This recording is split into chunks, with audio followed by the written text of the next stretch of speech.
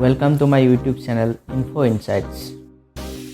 Pension scheme যেতিয়াৰ পৰা চৰকাৰে ইউনিফাইড পেনশন স্কিম ঘোষণা কৰিছে তেতিয়াৰ পৰা এইটো সকলোৰে মনত প্ৰশ্ন আহিছে ইউনিফাইড পেনশন স্কিমটো বৰ্তমানৰ নিউ পেনশন স্কিমৰ তুলনাত কিমান ভাল যিটো 1 জানুৱাৰী 2004 ৰ পৰা চলি আছে আৰু আগতে বন্ধ হৈ যোৱা ওল্ড পেনশন স্কিমত থকা সুবিধাবোৰ বৰ্তমান ঘোষণা কৰা ইউনিফাইড পেনশন স্কিমটোত কিমান সুবিধা অন্তৰ্ভুক্ত কৰা হৈছে এই সকলো প্ৰশ্নৰ উত্তৰ আজি এই ভিডিঅ'টোত পাব আপুনি মই উদাহৰণ সহ আপোনালোকক বুজাব চেষ্টা কৰিম আৰু তাৰ পিছত আপুনি নিজে অনুমান কৰিব পাৰিব তিনিটা স্কিমৰ মাজত কি পাৰ্থক্য আছে যেহেতু বৰ্তমান এনপিএছ আৰু ইউপিএছ দুইটা স্কিম বাহাল থাকিব তাৰে ভিতৰত কোনটো বাছনি কৰিলে আপোনাৰ লাভ হ'ব ভিডিঅ'টো সম্পূৰ্ণকৈ চালে সেইটো আপুনি নিজেই গম পাব প্ৰথমে নতুনকৈ ঘোষণা কৰা ইউনিফাইড পেনশন স্কিমটোৰ বিষয়ে কম আৰু তাৰ লগে লগে বাকি দুইটা স্কিমত থকা সুবিধাবোৰৰ কথা কম তেতিয়া আপুনি সহজে বুজিব পাৰিব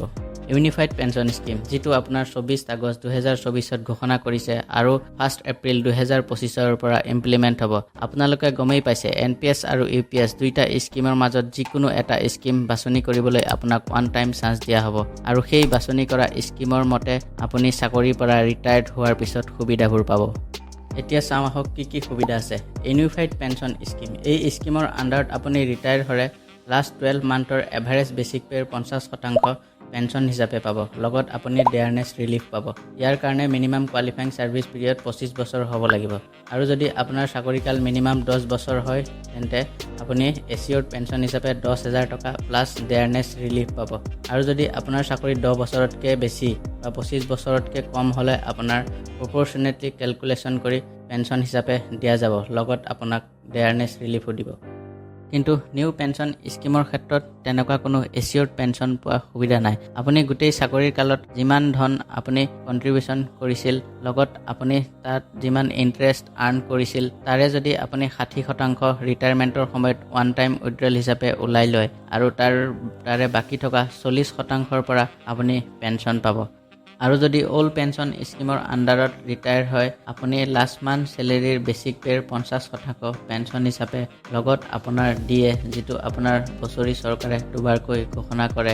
এইখিনি পাবলৈ আপুনি সক্ষম হ'ব আৰু ইয়াৰ কাৰণে মিনিমাম কোৱালিফাইং সাৰ্ভিস ইয়াৰ্স আছিল 20 বছৰ আৰু যদি মিনিমাম আপোনাৰ চাকৰিকাল 10 বছৰ হয় তেন্তে আপুনি এচিয়ৰ্ড পেনশন হিচাপে 9000 প্লাস ডিএ পাবলৈ সক্ষম হ'ব আৰু যদি আপোনাৰ চাকৰি 10 বছৰতকৈ বেছি বা 20 বছৰতকৈ কম হলে আপুনি প্ৰপৰচনেটলি আপোনাক ক্যালকুলেশন কৰি পেনশন দিয়া হ'ব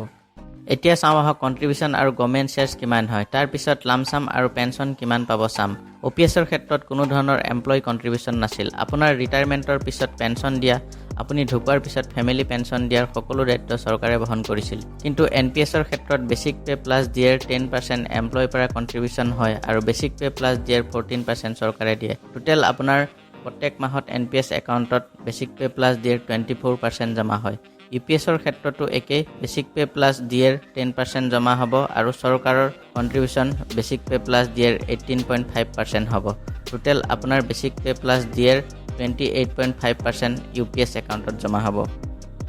আৰু প্ৰত্যেক 3 বছৰৰ মূৰত 18.5% গভৰ্নমেন্ট কন্ট্ৰিবিউশনটো ৰিভাইজ হোৱা কথা চৰকাৰে ঘোষণা কৰিছে এতিয়া আমি 1 ইয়াৰ দৰমহা লৈ ক্যালকুলেশন কৰি চাওঁ আহক তাৰ পৰা আপোনালোকে অনুমান কৰিব পাৰিব কোনটো পেনশন স্কিম আন্ডাৰত কিমান কন্ট্ৰিবিউশন হ'ব গোটেই বছৰটোত তাৰ পৰা ৰিটাৰ্ণ কিমান হয় আৰু ৰিটায়াৰমেন্টৰ পিছত লামসাম আৰু পেনশন কিমান পাম 1 ইয়াৰ ক্যালকুলেশন কৰি চালে গম পাম যাতে আপোনালোকৰো বুজাত সহজ হয় কিয়নো 1 ইয়াৰ ক্যালকুলেশন লৈ যেটো ওলাব 25 বা 30 বছৰ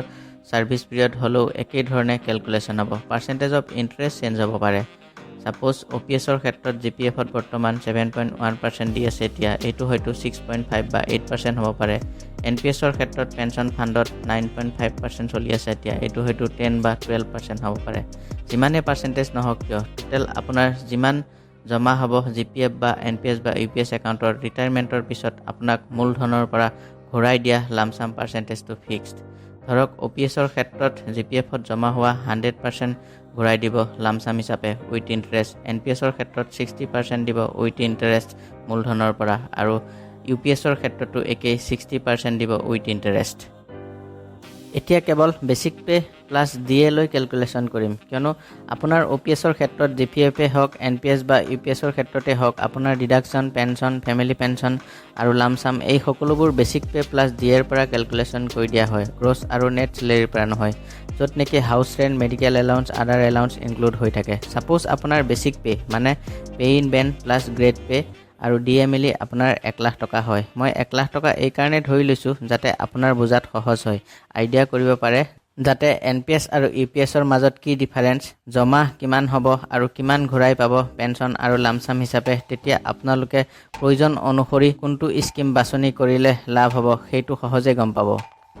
এতিয়া ধৰি লৈছোঁ ফাৰ্ষ্ট ছমাহ বেচিক পে প্লাছ ডিএ মিলি হ'ল এপ্ৰক্স 1 লাখ আৰু এনুৱেল ইনক্ৰিমেণ্ট হ'ল আপোনাৰ 3% আৰু ডিএ ইনক্ৰিমেণ্ট হ'ল 4% total basic pay plus DA মিলি বছৰত হ'লগৈ তেতিয়া 12,29,094 rupees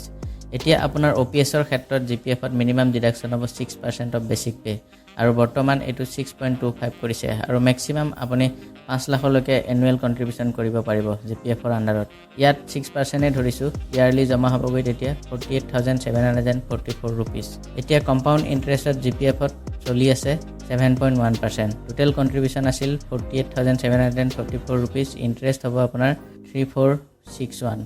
আৰু টোটেল হ'বগৈ 52,205 rupees আৰু লামচাম হিচাপে আপোনাক ৰিটায়াৰমেণ্টৰ সময়ত 100% অফ টোটেল ডিপজিট ঘূৰাই দিব আৰু পেনশ্যন হিচাপে পাব আপুনি লাষ্ট মান্থ চেলেৰীৰ বেচিক পেৰ 50% বেচিক পে আছিল আপোনাৰ 68,701 rupees ইয়াৰ 50% হ'ব 34,351 rupees NPSৰ ক্ষেত্ৰত 10% এমপ্লয় কন্ট্ৰিবিউচন আৰু 14% government contribution total 24% of basic pay plus DA মিলি হ'বগৈ 2,94,983 rupees NPSৰ ক্ষেত্ৰত দিব আপোনাক 60% of total deposit with interest মিলি হ'বগৈ আপোনাৰ 3,23,006 rupees ইয়াৰ পৰা আপোনাৰ 60% হ'ব 1,93,804 rupees বাকী থকা 40% আপুনি পেনশ্যন ফাণ্ডত ইনভেষ্ট কৰিব লাগিব ইয়াত চাকৰি কালত আপোনাৰ লাষ্ট মান্থত NPS কন্ট্ৰিবিউচন ধৰিছিলোঁ 24,012 rupees এইটো যদি 25 বছৰ চাকৰি কালত এভাৰেজ 12,000 ধৰোঁ 25 বছৰত আপোনাৰ 9.5% কম্পাউণ্ডিং ইণ্টাৰেষ্ট কৰ্পছ হ'বগৈ আপোনাৰ 1,31,39,404 rupees 1% ভেৰিয়েন্সত ধৰোঁ ছাপোজ 1% আপোনাৰ ৰেট অফ ইণ্টাৰেষ্ট কমি গ'ল বা 1% আপোনাৰ ৰেট অফ ইণ্টাৰেষ্ট বাঢ়ি গ'ল তেতিয়া আপোনাৰ টোটেল কৰ্পছটো হ'বগৈ কম্পাউণ্ডিং ইণ্টাৰেষ্টত সেইটো চাই লওক 8.5%ত হ'লে আপোনাৰ 1,13,28,106 rupees হয় আৰু 10.5%ত হ'লে আপোনাৰ 1,52,71,505 rupees ইয়াৰ পৰা আপুনি আপ টু 60% লামচাম ওলাব পাৰিব ৰিটায়াৰমেণ্টৰ পিছত আৰু বাকী থকা 40% কৰ্পছটোৰ পৰা আপুনি মান্থলি পেনশ্যন পাব আপোনাৰ এনুৱেলি ইণ্টাৰেষ্ট হ'ব আপোনাৰ অলমষ্ট 5 lakhs 4,99,927 আৰু তেতিয়া আপোনাৰ মান্থলি পেনশ্যন হ'ব 41,658 rupees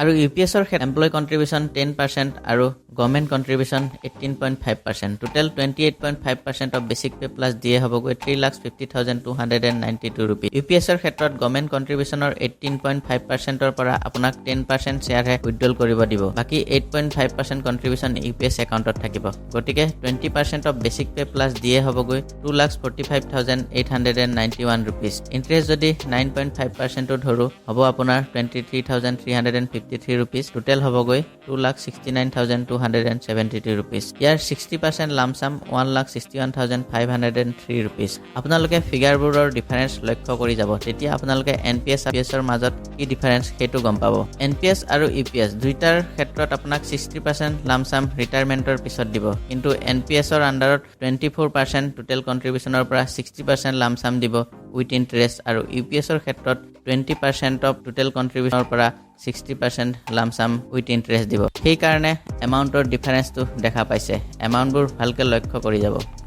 এইখিনিতে আৰু এটা কথা আপোনালোকক জনাই থওঁ 60% লামচাম ৰিটায়াৰমেণ্টৰ সময়ত ঘূৰাই দিয়া কথা চৰকাৰে এতিয়াও এচিয়ৰ কৰা নাই অফিচিয়েল গাইডলাইন আহিলে UPSৰ ক্ষেত্ৰত এইটো বহুত মন কৰিবলগীয়া কথা হ'ব এতিয়া আপোনাৰ লামচাম হিচাপে কেৱল এমুলমেণ্ট 1/10 মানে 10% of basic pay plus DA every 6 month service year complete হোৱাৰ বাবদ ৰিটায়াৰমেণ্টৰ সময়ত লামচাম হিচাপে দিব বুলিহে কৈ আছে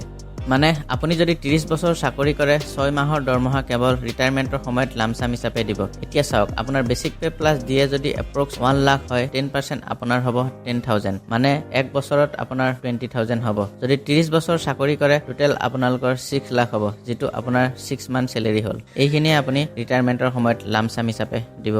আৰু ইউপিএছৰ ক্ষেত্ৰত আপুনি ফেমিলি পেঞ্চন লাষ্ট মান্থত যিটো পেঞ্চন ড্ৰ কৰিছিল তাৰে 60% আপোনাৰ স্পাউচক এচিউৰ্ড ফেমিলি পেঞ্চন হিচাপে দিয়া যাব। ধৰি লৈছো 20% কন্ট্ৰিবিউচনৰ পৰা 60% লামচাম হিচাপে উইথ ইন্টাৰেষ্ট দিলে আপোনাক ৰিটায়াৰমেণ্টৰ সময়ত বাকী থকা 40% লামচাম আৰু 8.5% অফ বেচিক পে প্লাছ দিয়াৰ পৰা আপুনি assured pension plus family pension with dearness relief পাব। এচিউৰ্ড পেঞ্চন পাব আপুনি 33,850 ৰুপিজ যিটো আপোনাৰ লাষ্ট 12 মান্থ চেলেৰিৰ এভাৰেজ বেচিক পে 50% আৰু তাৰ লগত ডিয়াৰনেছ ৰিলিফ। ডিয়াৰনেছ ৰিলিফটো আপোনাৰ ক্যালকুলেট কৰা হ'ব all India consumer price index for industrial worker তাৰ বেচিছত আপোনাক ক্যালকুলেট কৰি দিয়া হ'ব। এতিয়া হয়তো আপোনাৰ মনত প্ৰশ্ন আহিছে আপুনি এনপিএছ আৰু ইউপিএছৰ মাজত কোনটো স্কিম বাছনি কৰিলে আপোনাৰ ভাল হ'ব। এই ক্ষেত্ৰত আপুনি নিজে অলপ স্মাৰ্ট হ'ব লাগিব। যদি আপোনাক তিনিটা অপচনৰ ভিতৰত বাছনি কৰিব দিলে হয় তেতিয়া ওপিএছ অবভিয়াছলি বেটাৰ স্কিম। এতিয়া যেহেতু চৰকাৰে ওপিএছ দিয়া নাই এনপিএছ আৰু ইউপিএছ দুইটা স্কিম বাহাল থাকিব। এই ক্ষেত্ৰত আপুনি নিজে ক্যালকুলেশন কৰি কোনটো স্কিম বাছনি কৰিলে আপোনাৰ প্ৰয়োজন ফুলফিল হ'ব এই সকলোবোৰ আপুনি নিজেই ডিসিশন ল'ব লাগিব। যদি আপুনি ভিআৰএছ লোৱাৰ কথা ভাবিছে বা আপুনি থকা চাকৰি ৰিটায়াৰমেণ্টলৈকে টোটেল সাৰ্ভিস পিৰিয়ড কিমান হ'বগৈ আৰু ৰিটায়াৰমেণ্টৰ পিছত প্ৰত্যেক মাহত যদি আপুনি এচিউৰ্ড পেঞ্চন বেনিফিট ল'ব বিচাৰে আৰু লামচাম কিমান পাব আৰু যদি লামচাম বেনিফিটৰ পৰা আপুনি নিজেই ফিউচাৰ ইনভেষ্টমেন্ট বা ফাইনেন্সিয়েল প্ল্যানিং কৰিম বুলি ভাবে এই সকলোবোৰ এবাৰ ক্যালকুলেশন কৰি ভাবি চিন্তি ডিসিশন ল'লে আপোনাৰ লাভ হ'ব। আশা কৰিছো ভিডিঅ'টোৰ পৰা আপুনি এই ক্ষেত্ৰত আপোনাৰ অলপ হ'লেও সহায় হ'ব ডিসিশন লোৱাত।